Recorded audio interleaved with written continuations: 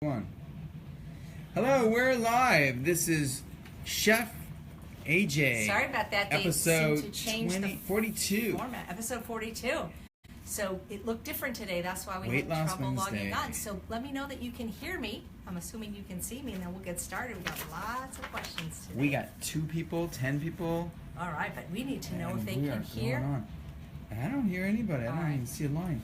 Let me get Okay. my phone out. Oh, good looking good, Karen Hiker says. So Karen can hear us. All right?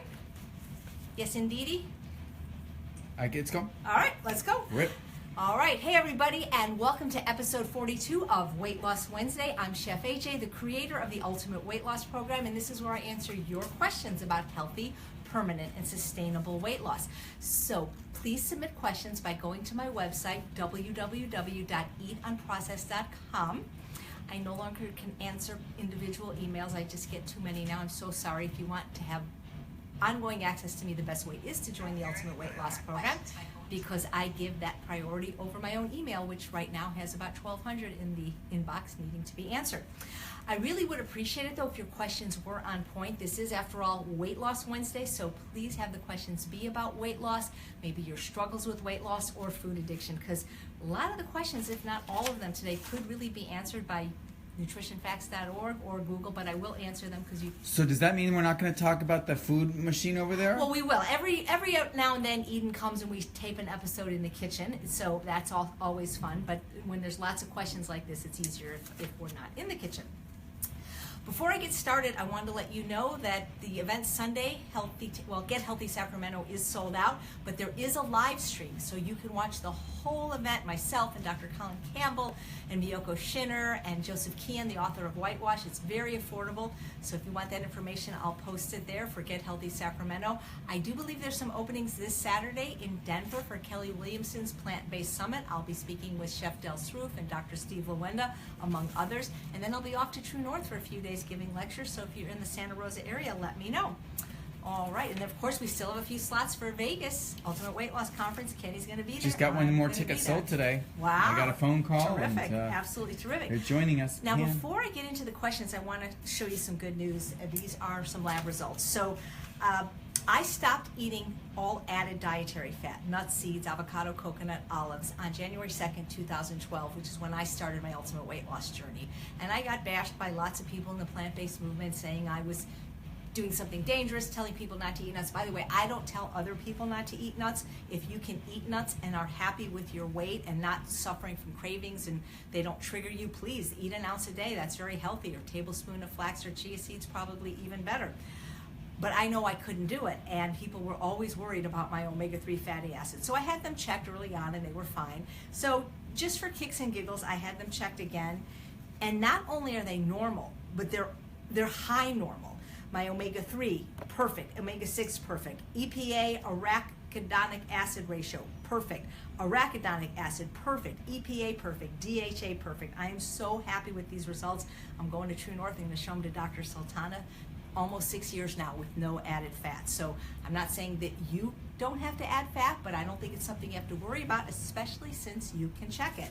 And as far as my vitamin D is concerned, it is 43, and normal is anything over 30, and that's with no supplementation. So, get some labs done if you're worried about these things, but I'm very proud of this, because David Goldman, the dietitian at True North, said with the amount of vegetables that I eat and the amount of greens in particular, that I'm getting plenty of DHA and ALA and EPA, and this proves it. So great. We have a newbie here. All right, hello, Lisa newbie. Sali Aguilar is saying, "Holy chef." Holy chef, thank you very much. All right, so Lorena, I'm going to answer your questions because you're in UWL, and I always give you guys priority. But again, these are all on the board. So in other words, if you're in UWL, there's a search box, and you just put in the keywords, and you can find answers to pretty much all your questions. But I'll go over them here. Do we need a probiotic supplement? Not really. Maybe if you were taking antibiotics. But this, again, it's not my area of expertise. See a plant-based doctor, preferably one at True North if you can. What do you think about vegan protein? I think it's awesome. There's nothing you can't get on a plant-based diet that's in a better or more utilizable form than an animal-based diet. So plants have protein, as my t-shirt, not the one I'm wearing today, but another one says keep calm. Plants have protein. If you meant what do I think about vegan protein powder, I don't think it's necessary unless you're some kind of elite athlete, in which case I would say get one without the sugar and the stevia and get a whole food one like a Vega or a Sun Warrior. Kenny's raising his hand. We have a question Sure. that's right in this thing. Someone was wondering, Christina Rodriguez says, Dr. Lyle means, what does he mean by salad? He talks about eating your veggies in order, salad, veggies, and concentrated food starches. Right, sure. What does Yeah, a we salad talked about mean? that. So a salad is a large raw salad, and that in True North, that means about a pound. That's a salad is big or bigger than your head. That's a pound of salad, raw vegetables, pound of steamed greens or other steamed vegetables, and then you move on to your concentrated starches. So a salad isn't what it is at a restaurant where there's like one leaf of lettuce and one cherry tomato and one slice of cucumber. We're talking about a salad. Watch episode 36 and you'll know exactly what we mean and what order to eat it. So we want to know how fast we get this question, and Right. we just got it. What's the symbol on your shirt? Okay. I know what it is. Well, why don't you type in what you think, and let's all thank Tim Ray for this awesome shirt. It's like really the crux of what I teach, so see people know. I have earrings that match these two. I given to know, me by that's Nick where and I knew the Kristen answer and Tim. already. I've got two pair. Okay. It's what you guys are addicted to. You guys are addicted to the artificial stimulation of this in your brain. That's why you have so much trouble getting out of the pleasure trap. That's just dope. Dopamine, baby, chemical signal. One more question from Lorena. Is organic different from non-GMO, or being organic means it's non-GMO? Yes, if it is organic, it has to be non-GMO, but if it's non-GMO, it doesn't necessarily have to be organic. So for example, Trader Joe's does not sell anything with GMOs, but not everything they sell is organic. Okay, so please use your search bar for a lot of these questions, nutritionfacts.org, the search box of UWL, and please keep your questions about weight loss and food addiction if at all possible. Yeah. But do they really know it's not organic, or it's not GMO, is what I was trying to say? You know, I mean, can you trust anybody? You know, Exactly, so that's what they're saying. Fox Mulder on the X-Files says trust no one. Trust Okay, nobody. so let's see. A lot of the questions are on food today, not so much weight loss. KJ says, I'm learning a lot from you. Thank you. And she thanks me. How do you carry your Instant Pot when you fly? Carry-on bag, or do you have to check it? I'm preparing for a flight and would like to take mine. Again, a lot of these questions can be answered if you watch my free webinars on eatunprocessed.com. And I have one exclusively to travel. This is the bag, the Sackwards bag. It's a vegan bag given to me by Linda Middlesworth, owner of V-Dog. And this will fit my 8-quart or my 6-quart Instant Pot, depending on what airline you fly. It generally fits under the seat. When it doesn't, I can get the Instant Pot in the overhead. I do not check it because I don't want it to break. But now that they have the baby iPot, 3-quart, you can get this even at Target at Walmart for $69. And if you go to Target and buy it, you get a $10 gift card right away. This is so small, this will fit in just about any carry-on you can imagine. So, because I've influenced so many people to get Instant Pots, I generally now have one waiting for me wherever I go. So someone just says, Miss Brown says, Trader Joe's does sell GMOs. They sell fruits that are seedless. I don't, So- guys, again, I know. Let's with go all back due to Weight Loss respect, Wednesday. This is Weight Loss Wednesday. I can't be majoring in minor things. Exactly. People are not fat and sick because they ate a GMO or because they didn't absorb the micronutrients in their salad because they didn't put a fat-based dressing. Let's talk about the elephant in the room and not these little details. Yes. You don't have to buy seedless fruit. So I eat Pat it. says let's not go there anymore, but Yes, Pat please. says she's down 13 pounds Yeah. since I started. Wait, Pat says that? Whole food, plant-based, Wow. no oil on June 2nd. Okay, because Thank you, Chef AJ. That is funny because for your I help. have Monica from St. Louis who started July 7th, who has also lost 13 pounds on the Ultimate Weight Loss Program. And by the way, if you're not a member, consider joining. And even if you're not a member, consider sharing these as we go through this broadcast. So Monica says, as per your suggestion, I keep a daily food diary, and this has been really helpful for me to determine if I'm really hungry or eating out of boredom. And food diaries are great. Even if you're at goal weight, they're great tools, especially if you do a food mood diary. When you have to account for it, you might be less likely to actually put it in your mouth. So I'm a big fan of food diaries, especially the ones you do by hand, not so much the ones you have to type in. I think when you write by hand, it activates what I think is called the reticular activating system in your brain, and it's much more meaningful than just using an app.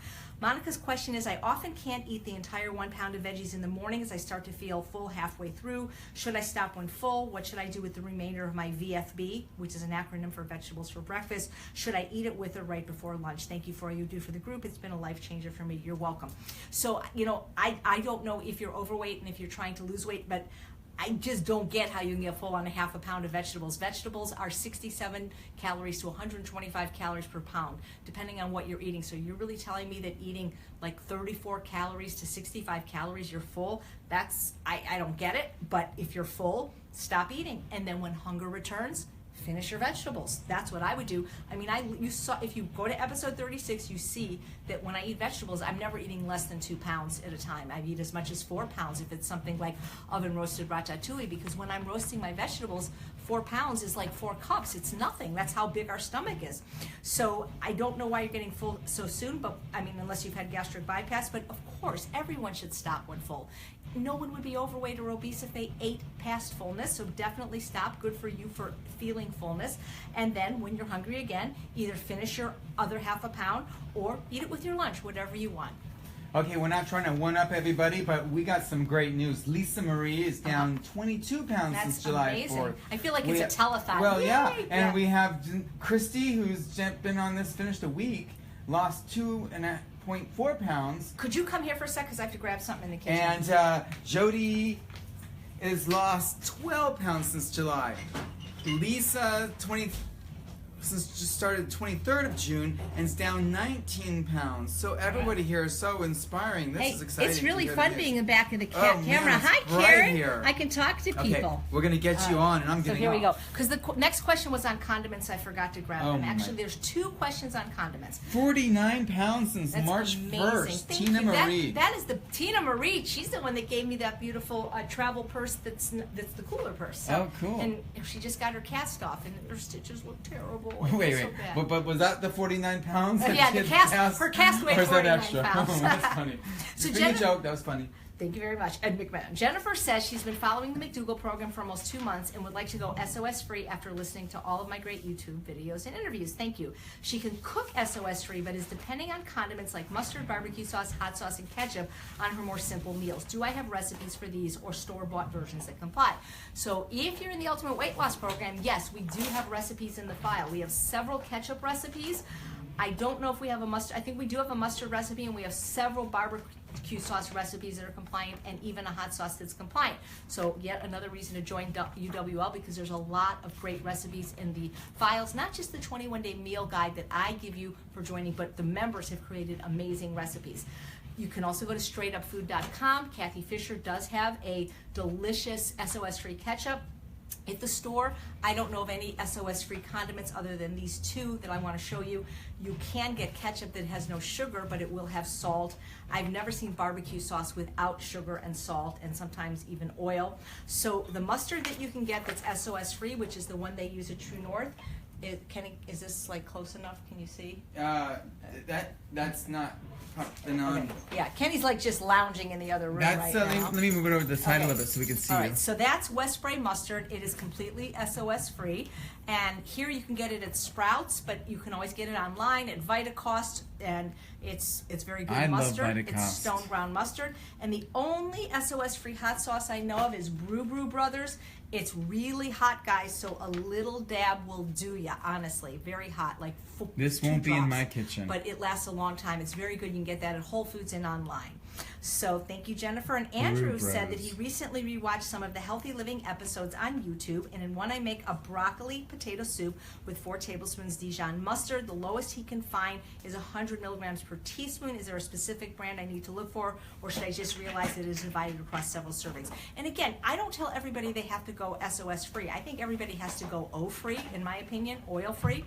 If you're a food addict, you should go sugar and flour and alcohol free. But there are people that can handle salt. That's not a trigger for them if they don't have high blood pressure, if they're at their goal weight. And so you're right. If you do 4 tablespoons at 100 milligrams per teaspoon, that's 1,200 milligrams a teaspoon for the whole pot, which is, I don't know how many servings, you're going to get at least 16 servings out of that. However, at Whole Foods, they have a Dijon that's only 50 milligrams per teaspoon, and you can certainly use this stone ground mustard if you want it to be completely salt-free. And it's good with that because I've made it with that as well. Anything more for me before I go on to Roseanne's question? Pass. I think Leslie Tapper, something you can answer offline. I can answer a lot of these. I go back and answer these online. We've lost another 22 pounds Nice. with somebody else, and Yeah. I'm down 47 pounds. Excellent. And that's a lot since March 22nd. All right. Don't That's forget, amazing. share these videos and sign up for my email list at eatunprocessed.com and follow me on YouTube if you don't mind. So Roseanne says, hi, Chef AJ. Hi, Roseanne. She loves to watch all my videos and has lost 30 pounds since the beginning of the year. Whoa. That's awesome. Slow, sustained weight loss, my favorite kind. She said recently she got to try yucca root. It was delicious. It wasn't yucca. Ha ha ha. Starchy like a potato with a little sweeter taste. She wants to add it to her diet, but in doing research saw that it contains cyanide. It reminds me of a great joke. Reminds me of a really funny joke, and can be poisonous if not prepared properly. Do I know anything about yucca and whether it's a good choice for a whole food plant-based diet? I don't know anything about yucca. I did look it up, and what I learned is that it actually doesn't necessarily contain cyanide. It contains a precursor to cyanide, but so do lots of foods. I couldn't find anything on Dr. Greger's site, nutritionfacts.org, about it. Don't apples have something? A lot of, well, rice has arsenic, you know, everything has something. But here's the thing, from what I learned on Google, if you peel it and you boil it, it's supposed to get rid of the cyanide. So it's a good choice of a whole food plant-based diet if you like it and you will eat it. But really, any starch will be fine. You know, when I was in Hawaii, we ate poi, and to me it tasted like chocolate pudding. So whatever your favorite starch is the right one for you to eat, the one that'll get you happy, healthy at your goal weight without overeating. So if you like it, eat it. Just find ways to cook it so that you don't get that cyanide. So Kelly asks, wait, you have an email list? Yes, go eatunprocessed.com, and when you sign up, we send you videos. So I do wonderful interviews every week. They don't always come out every week, but I record them almost every week with really amazing people like Dr. Doug Lyle, and I've interviewed people like Dr. McDougall, and they're really good, I think, and they're on YouTube. So please sign up for my mailing list. That's how you find out where I'm going to be and things like that. And discounts to the Ultimate Weight Loss Conference, which, by the way, will still give you Vegas 100. We have people signing up as we speak. Martina says, do you think I still get enough vitamins and all the other stuff by not eating any raw veggies? Is there a thing like too much steamed greens? And I don't want to leave the camera again. I printed out an article from the scientific medical research in the back just about this. You can get this answered at Dr. Greger's website, nutritionfacts.org. But the answer is, you know, there are people with certain GI conditions that can't eat raw vegetables, and you can totally get everything you need from cooked vegetables, because whatever way you're going to eat the most vegetables is the best way to eat them. And believe it or not, there are certain micronutrients that are more readily bioavailable when cooked. So the lycopene in tomatoes is much better when you cook it. The lutein in the greens and the carotenoids in the sweet potatoes and carrots. So it's not true that you lose all this nutrition when cooking. You lose about 30% of the vitamins and minerals, which is why I recommend cooking them in an Instant Pot and then using the liquid, either drinking it as pot liquor, using it as broth, or saving it for other things, even watering your plants with it when it's not hot. They will love that. So I don't think there's too much. I mean, unless somebody's on blood thinners and has to worry about oxalates, Dr. Esselstyn tells his cardiac patients to eat at least the size of the fist of steamed greens at least 6 times a day to help heal their endothelial and increase the nitric oxide. So, I think it's good, ideally, if you could eat some cooked and some raw, but I understand, it takes a lot more time to eat a big salad than it does to eat cooked vegetables. So whatever way, by any greens necessary that you can get them in, is going to be the best way for you. But when you have more time, see if you can eat a salad. All right, we have someone asking, are you familiar with Walden Farms salad dressings? Opinions? Well, I would need to see the label, but in general, I'm not for any processed product, anything that comes in a can, a box, a bottle, or a bag. I know that Forks Over Knives has some compliant dressings now, which I showed on air, so I would be fine with that, but I would need to see the label. But the thing is why, you're paying for packaging, generally they have stabilizers and preservatives. Make your own. I mean, I've used so many delicious recipes like barefoot dressing, or just buy a delicious vinegar. I'm really not into processed food. That's kind of why I wrote a book called Unprocessed. So, I mean, if it is SOS free truly and it doesn't have stevia, If it'll help you eat more salad, maybe it's a good thing at the beginning, but I don't think a bottle dressing ever tastes as good as homemade. We got a newbie here. She All right. says, what does SOS mean? SOS is the universal distress signal. It means help. And if you're on the standard American diet, you need it. But it's coined by Dr. Alan Goldhammer, SOS free, sugar free, oil free, and salt free. If you read my book Unprocessed, you would know that that is what I call the evil trinity. These are not foods, these are chemicals added to the food that cause us to exponentially overeat. They fool the brain's satiety mechanism, and I recommend that we avoid them, especially if we're overweight or have a lifestyle disease that we're trying to reverse. Phyllis asks if I have any experience with people gaining weight on rice. She says both her and her husband do, and that they love pearl barley, but it does the same. We do not need to lose weight, but don't want to gain. Learn a lot from you. Thank you. You're welcome. So I personally do not have any experience with people gaining weight eating rice, unless there's something in the rice that's making them overeat, like soy sauce, like salt, oil, like butter. oil. Right, exactly. You know, if you look Earth at balance. right, exactly. Even white rice. I mean, Asians have the lowest obesity rate worldwide, 3% obesity, and they eat mostly white rice. Dr. Walter Kempner, you can look him up, you can Google him, or you can look him up on Dr. McDougall's website. He pioneered something called the rice diet, and it's still, I believe, offered at Duke University. My brother actually did that diet, and they feed you nothing but white rice. But because it's not enough calories for most people, they add fruit. They added fruit juice. Yeah, fruit juice and white sugar to give them enough calories. And guess what? Everybody on that diet reversed their diabetes and got lean, leaner than any other diet. So I do not believe that rice can make you gain weight in and of itself. But if you're adding chemicals to your food, like even a little salt or sugar or oil, that is going to cause you to overeat. You know, rice is 500 calories per pound. All whole grains are. I find that most people won't eat rice plain. They want to add that soy sauce, whereas maybe like sweet potatoes that are 400 calories a pound, people might eat without the added soy sauce or salt. So what I would do if I were you, is an experiment and stop adding the salt and then see if you still gain weight from the rice. I don't recommend barley to people suffering from food addictions because it's a glutinous grain, and if you want to know why, how it turns to gluteomorphines in the brain, please refer to my teleclasses with Dr. Joan Iflin and Dr. Erwin Linzer. But I personally don't know people that gain weight eating rice, but if you do and you don't want to gain weight, don't eat it. You don't have to have rice. You don't have to have yucca. You don't have to have any particular food. You don't have to have beans. You just need to have enough calories from a good wholesome starch and enough fruits and vegetables to get your micronutrients, and that's all you need. All right. So we're answering questions. We have a few more questions. Sure. Saying, have you experienced thinning hair on plant diet? I have not experienced it. I have heard people experience that. I think, and again, not a doctor, you're right. Guys, please, this is Weight Loss Wednesday. It's not Plant-Based Diet Wednesday. It's Weight Loss Wednesday. My expertise and passion is weight loss and food addiction. Ask me questions about that. These are things that you need to talk to your plant-based doctor about. There you go. Dr. Greger does these Facebook Lives and YouTube Lives all the time. I've heard of it. It may have something to do with protein. I don't know. And even if I did know, I'm not a doctor, so I'm not equipped to answer. So Give me weight loss questions. Nutritionfacts.org, or have your free consultation with Dr. Alan Goldhammer at www.healthpromoting.com, or see one of the wonderful plant-based medical doctors or naturopathic doctors at True North. It's less than $100, and they all do phone or Skype consults. So I've heard of it, but this is Weight Loss Wednesday. Ask me weight loss questions, food addiction questions. Your medical questions, go to medical doctors, okay? Cooking questions, come to my webinars, and that's where we interact. Weight Loss Wednesday, operative word, weight loss. Okay. Sherry says she came across something interesting that she never heard before from a source that says that some vegans are doing everything right, but they're getting sick, and I'm not sure what that means, so I'd like to know what, see, even though your question's long, I'd like to know what everything right means and what getting sick means. They have found that grains, beans, quinoa, and pumpkin seeds are high in iron. Soy foods, almonds, and sesame seeds are high in calcium, but these foods contain phytates, which bind to calcium, iron, zinc, and other minerals, making them hard to absorb. The solution, they say, is to soak overnight, and phytates are released. Also, to absorb iron, add vinegar, lemon juice, vitamin C to things. Thank you for your help for information making weight loss fun. I'm not sure everybody thinks I make weight loss fun. They might think I make it too difficult, but I sure make it happen. So Go to nutritionfacts.org, put in phytates in the search box. Dr. Greger has several videos, including the transcripts about phytates, whether they're good, whether they're bad, what they do. I think, at least from the videos I watched from him today, that they're actually a good thing. But if you're worried about them, then you can always soak your food, grains and beans. You can sprout them.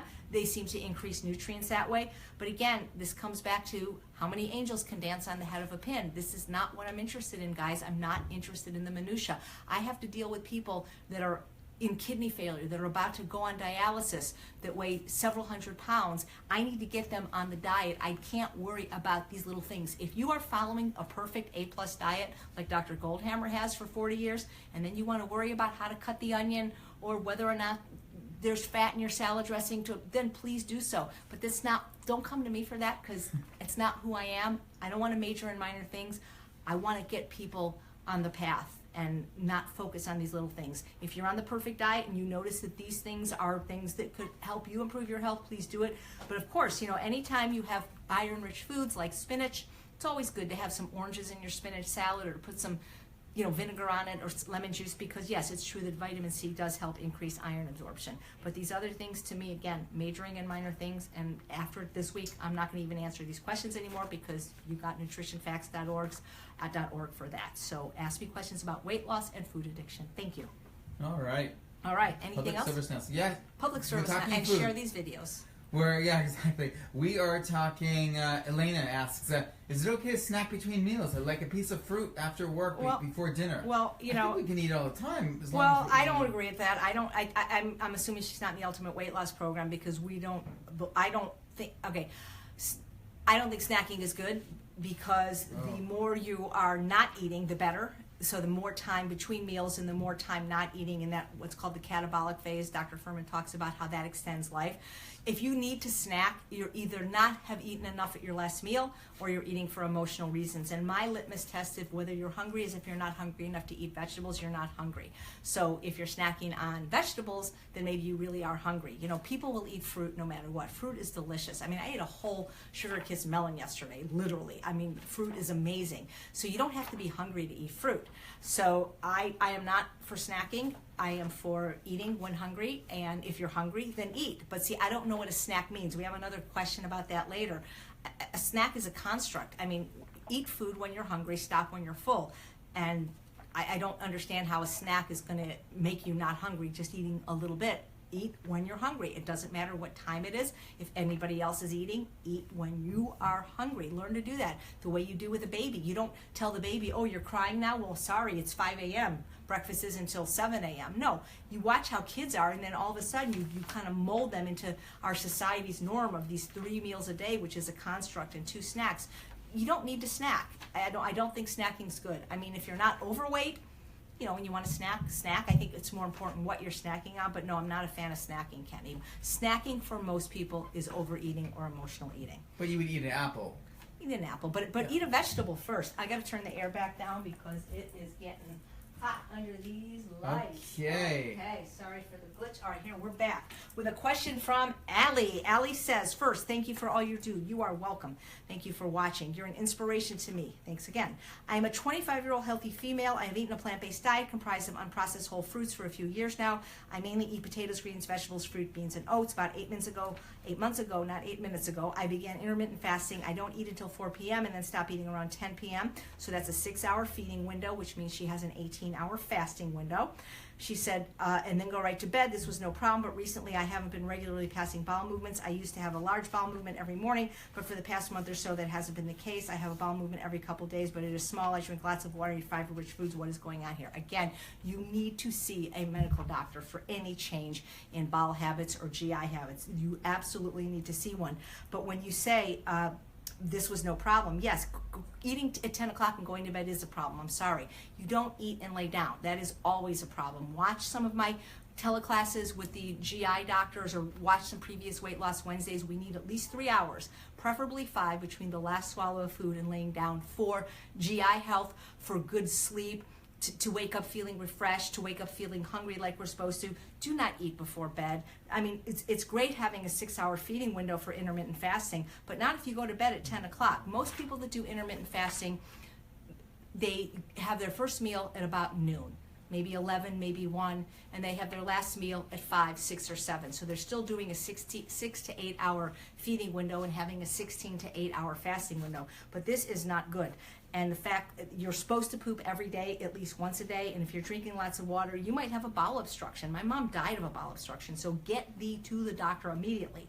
Now, for regular people that have constipation, generally what helps them is to eat more raw in relation to cook. So in the other question, we said, yeah, it's okay to just eat cooked, and it is from a nutrient standpoint, but from a constipation standpoint, one of the best things you can do so that you don't have to be eating prunes, which are very calorically dense but very good for getting things moving, is to eat a lot of raw salad. People that eat a large raw salad every day of at least a pound generally do not have constipation. And the best things to put in them, Dr. Furman says, if your bowels are sluggish, are raw shredded carrots, raw shredded cabbage, raw shredded beet. And my salads always have all three. They're bright, they're delicious, and they get you moving. So get to the doctor, Allie, please, because that's not normal. There's products like Heather's Tummy Fiber that can help, but when you have a change of bowel habits like that, I mean, there's so many reasons for that. You know, you want to get this checked out. So please go. As much as I don't like to send people to doctors, when you have a change like that, and please stop eating right before going to bed. Okay. Anything else? Yeah, someone's talking about, let's go back, I think it was Alyssa. She has a sweet tooth, a crazy sweet tooth, and she doesn't really like savory foods in the morning. She struggles with eating veggies and usually unsweetened oats and fruit. I sometimes add grated zucchini to my oats to get in some veggies. Do you have any ideas of how to get my veggies in the morning? Yeah, make my oven roasted ratatouille, because that's like, it's so sweet, it's like sugar. You know, if you were to go on a medically supervised therapeutic water only fast at True North, and then you broke your fast with the first food zucchini, you would think you were eating a hot fudge sundae. So if you do not like savory foods at all, that I mean, I'm just guessing that you have probably been a lifelong sugar addict or somebody that just really didn't eat very much of the savory foods. But vegetables can be incredibly sweet. Cherry tomatoes.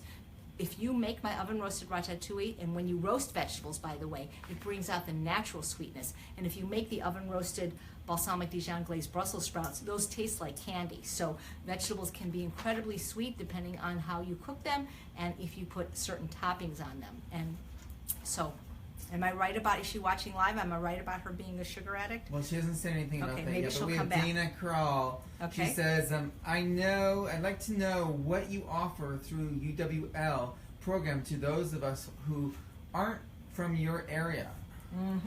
Funny you should ask that today. Here it comes, Dana. Because just yesterday, True North, thank you, Dr. Goldhammer, I don't think he watches, sent out a lovely email to his mailing list recommending my program.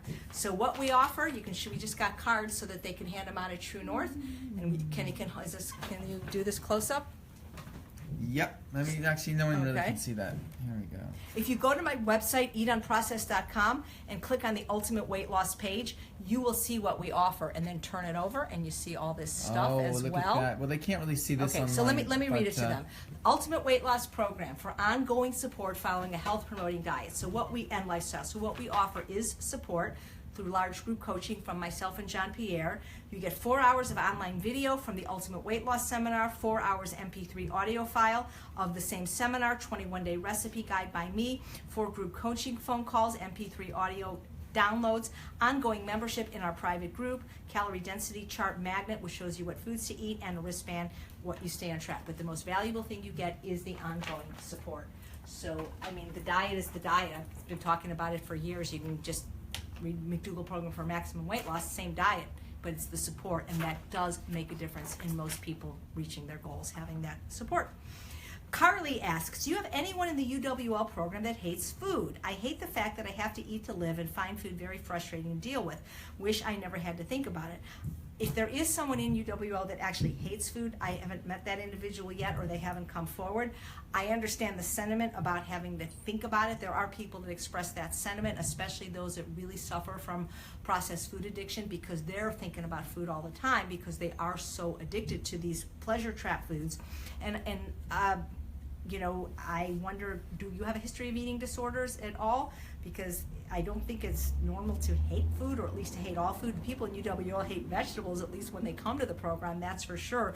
But I've never really heard of anybody that hated food. You might want to consider a consultation with Dr. Doug Lyle, www.esteemdynamics.org. It's only $75. Or ask him a question for free on Wednesday nights when he does his radio show called, what's it called? Beating Your Genes. But yeah, I understand never having to think about it, but without food, we don't survive. I've actually known 2 individuals in my life that couldn't eat. They were both gentlemen. One was a friend's father, and one was one of my favorite patients where I volunteer, and they had laryngeal esophageal cancer. So not only couldn't they eat, they couldn't talk, and they had trachs, and they ate through a feeding tube. And they weren't overweight or anything, but it was interesting. Their lives were so different because of the fact that nothing revolved around food. And they had to find meaningful lives and relationships, because so much of the problem for the people in ultimate weight loss comes from the social aspect, because food is love, and oh, I made it just for you. Well, when you actually can't put food in your mouth, that becomes it's not even on the table. And it was just really interesting watching these gentlemen live their lives in a meaningful way when they literally could not eat food. So I get the sentiment. I'm a little worried. Please see Dr. Lyle. So Sweet Tooth Alyssa came back, and Yeah. she has a long story, which you'll read more. Yeah. But again, we all drift from this thing. Mm-hmm. Once we get on track and we're focused, we drift, and it's like we have to get back on track. So what's the answer?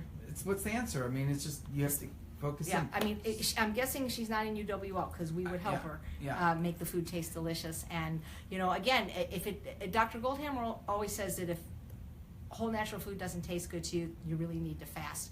And you can still satisfy your sweet tooth. We don't tell you to limit fruit. Eat a pound of it a day. We say don't start your day with fruit. Don't activate that sweet taste first thing in the morning. Start your day in a savory way, especially if you're a sugar addict. And if you absolutely can't do the vegetables for breakfast, do the best you can without going to McDonald's or having a Cinnabon. But try to get those vegetables in sometimes, and that starch too, of course. The vegetables are just because they fight the cravings for the sweet. And you're having a catch-22 here, Alyssa, because you're saying you can't eat the vegetables because they're not sweet and you don't like them, when the reality is if you ate them, you wouldn't crave the sweet, because they turn off the hunger drive and they fight the sweet cravings. So it's like you can't get a show on Broadway until you have a show on Broadway. You can't fight the cravings for sweet until you eat the vegetables, but you can't eat the vegetables because they're not sweet. So you don't have to like it, just do it. Do it for 21 days and see how you feel. Bam! Bam! All right.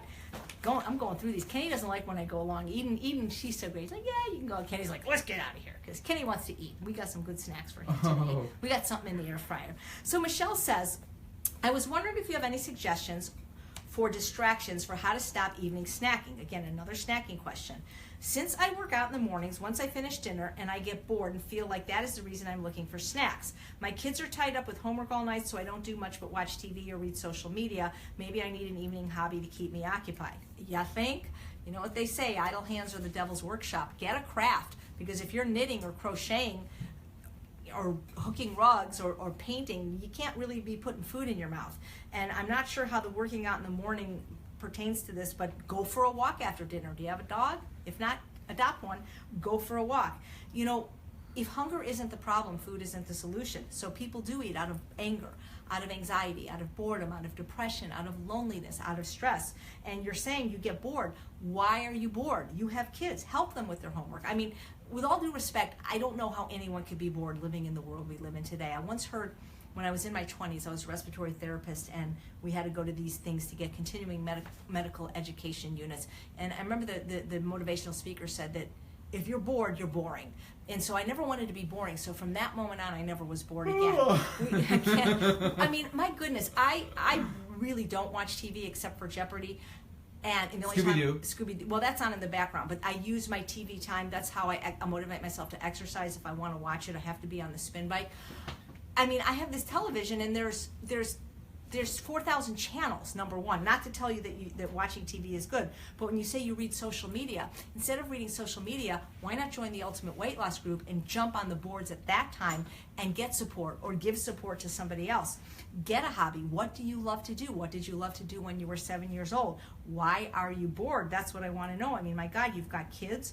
But snacking, again, all eating after dinner is emotional eating. Unless you didn't eat all day, eating into the night, those calories will always get stored as fat. The research from Northwestern shows that even eating the same amount of calories when you eat them at night, they get stored as fat. Stop eating 5 o'clock, 6 o'clock, go to bed at 10 o'clock, and after you're done eating, you wash the dishes, you brush your teeth, kitchen closed, and again, watching TV, we don't want those lights the last few hours. We don't want the lights, the what do they call them, Kenny? The blue lights or whatever, from the computer that disrupts the melatonin and all those things we need to do to restore and sleep. So drink do that something glass else. of water when you go have to a bed. cup of tea. Have a cup of tea. It. Take a bubble bath. Paint your nails. Have sex. Do something, but do a puzzle. But don't eat and join Ultimate Weight Loss so that when you're bored, you can get on the group page and read all the inspirational stories and watch the Transformational Tuesday pictures and look at the people that lost 100 to 300 pounds and do that. Or do volunteer work. You can do volunteer work in your home during those hours if you want to do something meaningful and contribute. There's an organization, volunteermatch.org, and you can be answering the phones for a suicide hotline, or there's so much you can do. I don't understand how, if you live in this country, you could be bored. I mean, I wish I could be bored. So stop snacking and get busy doing something meaningful. And join UWL now. All right. Anything else? She's going to join. She's thinking about it. She's on it. Cool. All right. Anybody else? We got 3 more questions, but I'll wait for a moment just to see if you guys, I kind of saved the ones that really pertain to Weight Loss Wednesday for the last. Everybody's selling Alyssa on UWL. All right, we don't have to do anything right Go, now. Alyssa, go. We got Share these everyone's videos, doing guys, it. and please consider coming to Vegas. My goodness, Dr. Lyle is going to be talking about something he's never talked about before. It's going to be amazing, and we might be able to offer the live stream. The reason we haven't been able to really announce it is because we need a certain special cable and upload speed from the hotel, which we still haven't got verified yet. So make sure you're on my mailing list at EdenProcess.com so you can find out about that. Oh, by the way, Kenny and Eden, if you're watching, Eden's got the day off. Thank you so much, Eden, for all your help. Next week, I will be at True North, so there will not be a regular Weight Loss Wednesday, but if somebody wants to shoot with me, like Shada or Chef Bravo, I will go live. I just can't promise it like a 4 o'clock Weight Loss Wednesday, especially because I have to leave for the airport at 5. Just letting you know. And it definitely won't be bright. Right. Come back on August 30th. Okay. Tom says he's 58 years old. I'm going to be 58 on my next birthday. Has several obesity-related health problems like prediabetes and weighed about 350 pounds just a few months ago.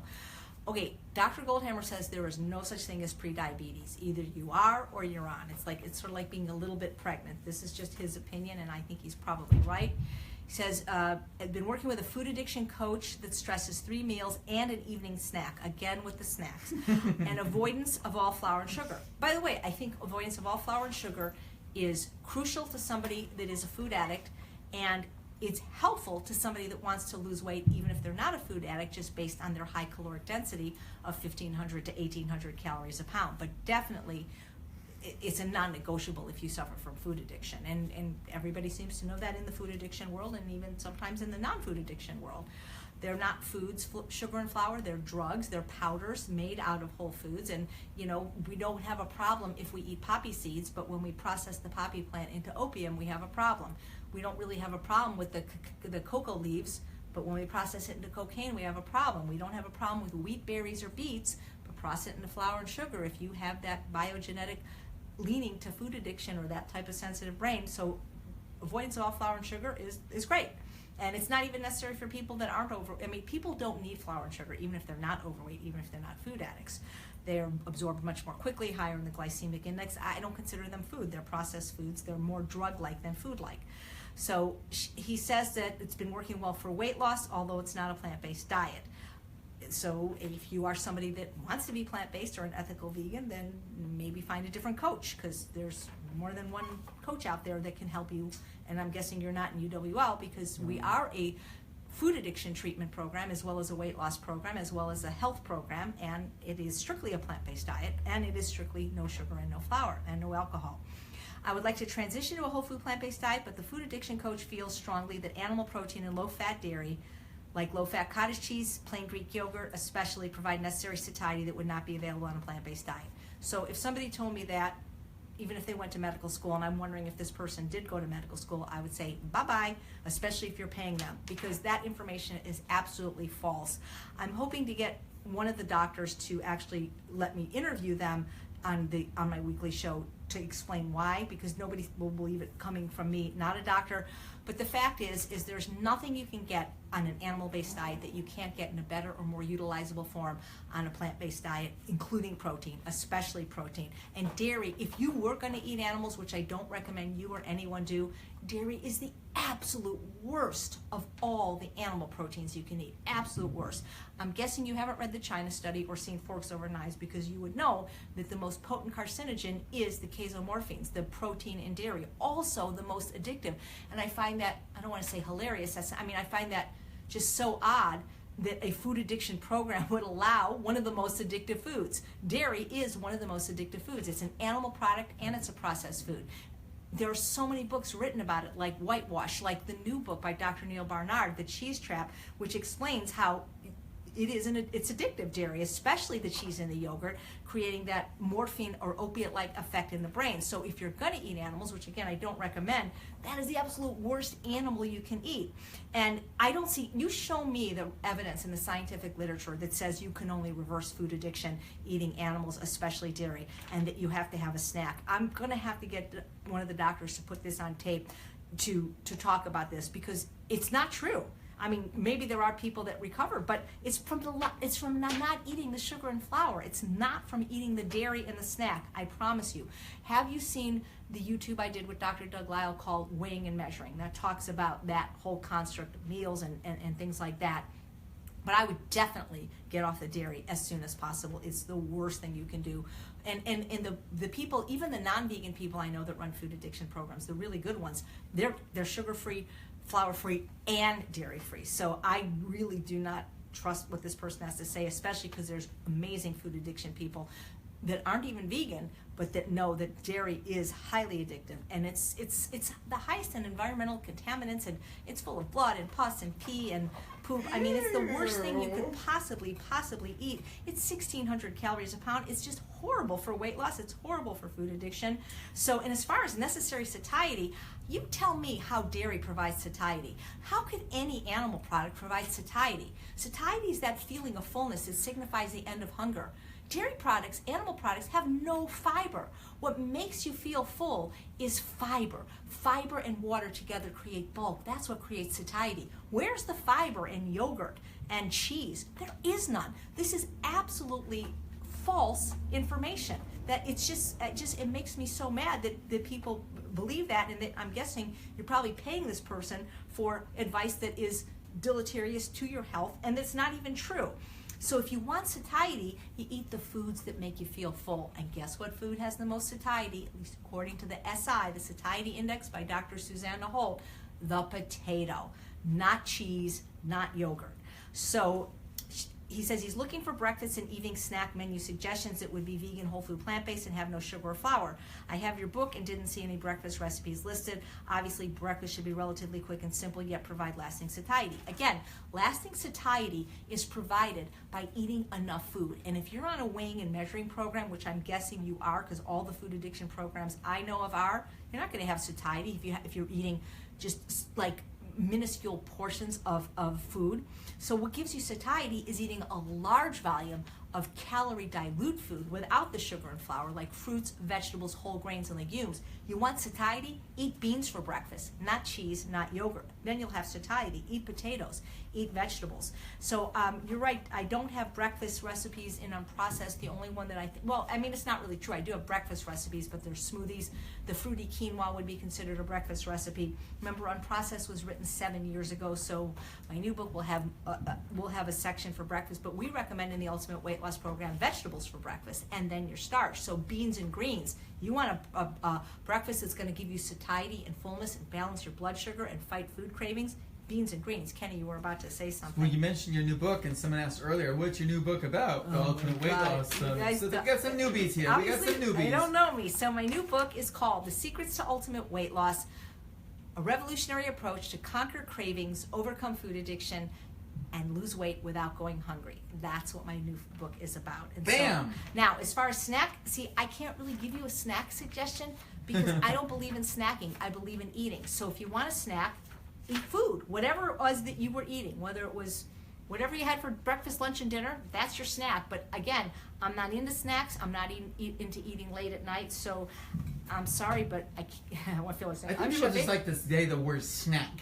Yeah. And so, it's like, and if you really think that what I'm saying isn't true, then please have a session with Dr. Doug Lyle and let him explain to you. He'll be speaking this Sunday in Sacramento. He's not speaking on this subject, but again, if you want to be whole food plant-based, this is not the way to do it because you're just perpetuating, the cravings for these foods by keeping in these animal products. And I think it's great that you're off sugar and flour, but I don't think this is the only way to overcome food addiction. We have so many people in Ultimate Weight Loss that are doing it without weighing and measuring their food and without having animal products. So maybe consider giving Ultimate Weight Loss a try. All right. Anything else? I got 2 more questions after that. Oh gosh, Becky just asked this question. What? And it says, is it possible to quit eating sugar if you're so addicted that you don't want to quit, but you know it's the best thing for yourself? It's like, nothing is smoking. Nothing is possible if you don't want to do it. Yeah, you're not because gonna even do if it. you want to do it, it's hard. And the next question is sort of like this. It's about excuses. So Angel says she's been overweight for 30 years. I was overweight for 50 years. But she hesitates joining the Ultimate Weight Loss program. She lives in a world surrounded by people who don't eat like me. So does everybody else. No kidding. And don't believe in my way. Nobody else does. You're not the only one that experiences this. She says, and they're generally not supportive. Welcome to my world and everybody in UWL. She has low self-esteem, and how they feel makes me sad. Well, I'm sorry about that you feel sad, and I'm also sorry that you have low self-esteem. But guess what? One way to raise your self-esteem is losing weight. Listen to some of the interviews I've done with Dr. Lyle where he talks about how self-esteem, number 1 predictor, is your weight. So if you want to raise your self-esteem, you got to do things like lose weight, like exercise, and get that self-esteem up. I'm not sure I can do this in the real world with my average fridge, no freezer, and little time. Well, that's an excuse right there because Lisa in our group hasn't had a kitchen for 1 year and has done this. Shada has not had a kitchen for 3 months. Shada's the one that's lost over 100 pounds in the Ultimate Weight Loss program, kept it off for 5 years. You can go to YouTube and watch her story. In the last 3 months when her kitchen was being remodeled, she lost an additional 12 pounds even though she didn't need to. So not having these things actually, it's an excuse because in little time, I mean, look, everybody's got 168 hours in the week, so little time. You don't have any more or less time than anybody else, and other people are. So when you say you don't have enough time, that's just an excuse because it's how you budget your time that makes the difference. It doesn't take any time to make the meal that I made for my husband tonight because I'm not going to be here, which is microwaving an organic russet potato, opening up a can of organic corn, a can of organic beans, putting it on the potato with some salsa and jalapenos. That takes no time at all. The dinner I had last night, because I ended up coming home later, I took a bag of organic brown rice from Trader Joe's, microwaved it for 3 minutes, took a bag of the fire roasted peppers, microwaved them for 3 minutes, put on a few drops of that hot sauce, delicious. That didn't take any time at all. So time, that is just an excuse. Time, money, it's sort of an excuse too. I understand that some people have more money than others, but as I said in one of the episodes, everything that you need to eat on this diet can be bought at the 99-cent store. You can eat for less than $3 a day and get enough calories eating the way I suggest, even with the large volumes of fruit. So average fridge, no freezer, that's all an excuse. You know, you need something. You need an Instant Pot, you need a microwave, that's it. You know, I was in a tent once for 30 days. I could still do this. I had nothing. So, you know, that's an excuse. Biggest excuse are kids. Well, it doesn't sound like that. It sounds like everything you say is your biggest excuse and that all you have is excuses. And excuses are really just rationalizations for not doing something you don't want to do anyway. I said, well, can I get over sugar addiction when I really don't want to? Of course not, because even if you want to, it's still going to be damn hard. She has an ex, a mom, and it's a war you can't win. And right there, you already said you can't do it. Just like the last commenter who said, I don't want to. You already said you can't win. If you think you can, you're right. If you think you can't, you're also right. You can't win, so you're right. You absolutely cannot do Don't this. be the victim. Well, she says she listens to Weight Loss Wednesday and likes to refer to another knowledgeable person when it comes to kids, and that person would be Sharon McCrae, mutual friend of Shelley. What's your name again? Kenny. Kenny and I, we went to Universal Studios with her and her wonderful family who eat this way, by the way. all of them. It was just the most incredible experience eating food with a family that eats this way, where kids were raised pretty much eating this way. They transitioned to the ultimate weight loss style of eating when Evan was, I believe, 6 and the girls were 10, and now they're 14 and 18 respectively. So she is a PCRM cooking instructor, but she does food coaching. Her email is Sharon@eatwell-staywell if you want to book a free health history consultation. She's wonderful for transitioning families.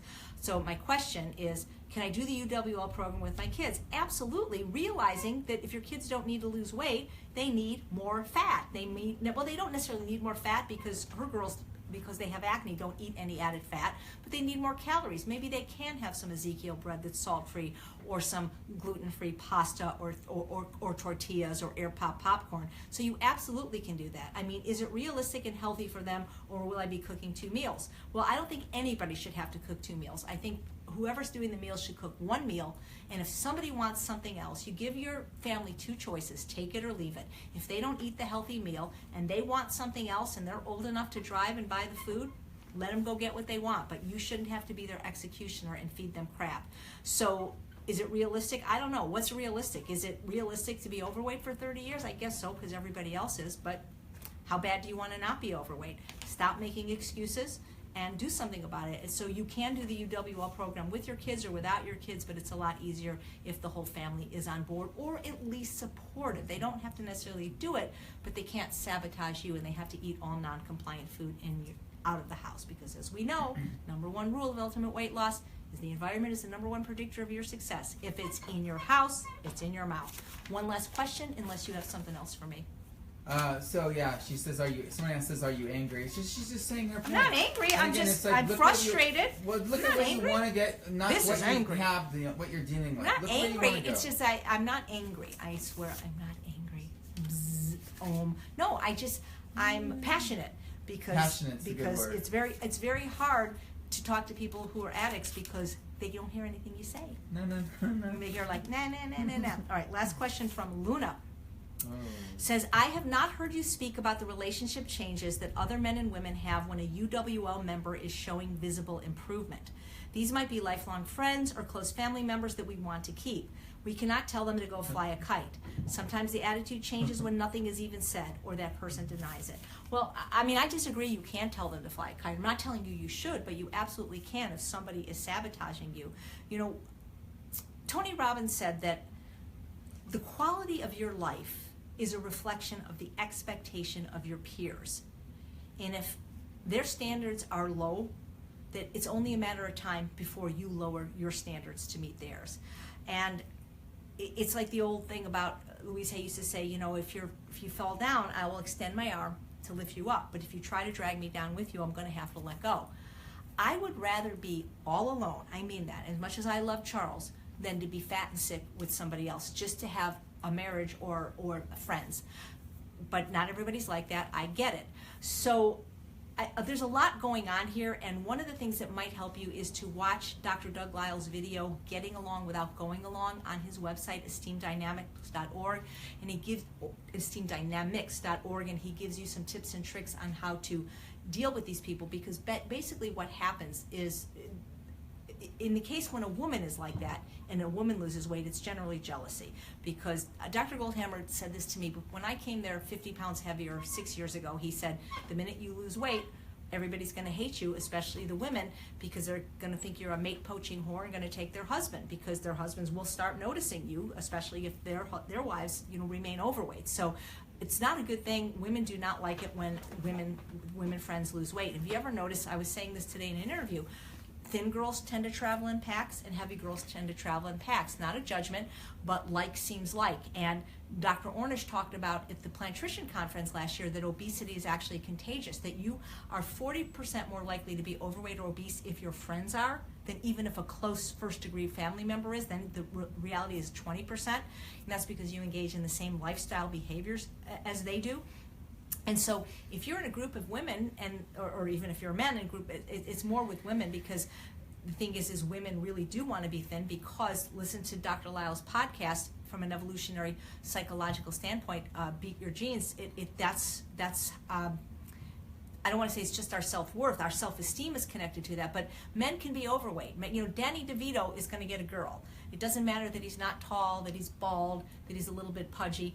That's not what men need to be successful. But if you're going to get a mating partner, at least how it was in the Stone Age, you have to be somewhat attractive. And if you're not, it's not to say that you won't, but he talks about this in depth. And so what happens is if you change and now you are more attractive, you're more fit, you're more vibrant, and they have stayed the same, there's a lot of jealousy going on, especially because this is so difficult to do, and you did it. So now guess what? They feel they have lost status in your eyes. And so a lot of times the sabotaging and the jealousy is because they actually feel bad about themselves. And it's difficult. And everyone that has lost weight that I know of, myself included, has experienced that. And sometimes you have to get new friends. So maybe you don't have to tell them to go fly a kite, but maybe you have to find new people to fly your kite with, you know? Linda says, and that's why you're my only friend. Is that Linda Middlesworth? No, Linda Bessem. Oh, wow. Yeah. You know, I mean, I would, what, was it Socrates that said, he who has many friends has none? I would rather have a few quality close friends like Sharon McRae and Kenny that eat the way I do, that have the same values as me, than just to be, part of a pack that's going downhill fast. So it is a difficult problem. I get it. A lot of times, at least in families, Luna, what happens is they have the same addictions. And so it really it triggers them to see that you're overcoming it, and they can't. So a lot of times they have been, or they were, enablers. If you've been in a codependent relationship and you're trying to break free, they might try to suck you back in. So fly your kite with somebody else, and that's it. So we'll see you in 2 weeks unless she gets online. And Ultimate Weight Loss Las Vegas. September 1st, 2nd, 3rd. Still tickets Sign left. up at $100 off with the eatunprocessed.com. code Vegas100. And think about getting the live stream to Get Healthy Sacramento this Sunday. Please send your questions to eatunprocessed.com. Please share my work if it inspires or is meaningful to you. And please, let's keep the questions about weight loss, your struggles with it, and food addiction. And thank you so much for watching another episode 42 of Weight Loss Wednesday. I'm Chef AJ, and I truly do believe you can have both the health and the body that you so richly deserve. Thanks for watching, everybody. Good night. Good night. And that's a wrap.